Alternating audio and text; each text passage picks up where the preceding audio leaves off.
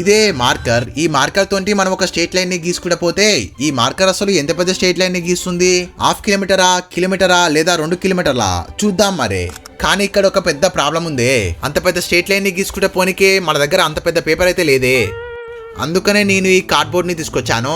ఈ cardboard size correct గా 1 metre అయితే ఉంది. ఈ కార్డ్బోర్డ్ మీద మొత్తం స్ట్రెయిట్ గా లైన్స్ ని గీసి లాస్ట్ లో ఎన్ని లైన్స్ గీసిందో చూసి క్యాలిక్యులేట్ చేయాలి. అప్పుడు తెలుస్తుంది ఈ మార్కర్ ఎంత పెద్ద స్ట్రెయిట్ లైన్ ని గీస్తుందని.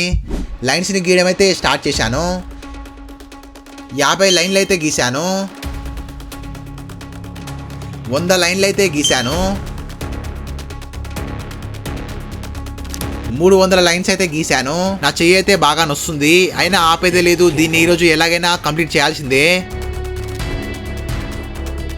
400 లైన్లు గీశాను. 500 లైన్లు అయితే గీశాను. ఈ మార్కర్ కొంచెం కూడా అయిపోయినట్టుంది, అయినా ఆపేదే లేదు.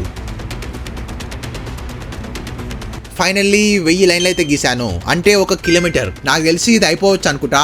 ఫస్ట్ లో కంటే ఇప్పుడు కొంచెం లైట్ గా పడుతుంది చూడండి, అయినా ఆపేదే లేదు. మీరు మన ఛానల్ కి 5 లక్ష సబ్స్క్రైబర్స్ ని కంప్లీట్ చేయండి. నేను ఈ మార్కర్ ని కంప్లీట్ చేస్తా. ఫాస్ట్ గా సబ్స్క్రైబ్ చేయండి.